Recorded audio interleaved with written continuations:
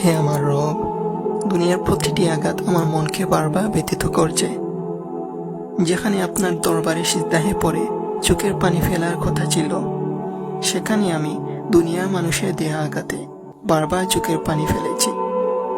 বারবার হৃদয় ভেঙেছে, মানুষের কটুকথায় নিজেকে বড্ড একা মনে হয়েছিল।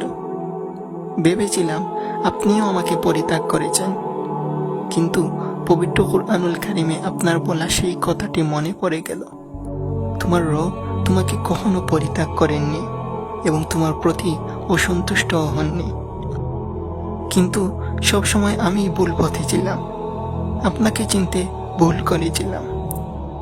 হে আল্লাহ, আমি তো আপনার এক অসহায় দুর্বল হৃদয়ের বান্দা। আমি আপনার ভালোবাসা পেতে চাই, আপনার সন্নিকটে যেতে চাই। হে আল্লাহ, আমার মনকে এমনভাবে শক্ত করে দিন যেন দুনিয়ার কোনো শক্তি, কোনো কটুকথা আমার মনকে আঘাত করতে না পারে।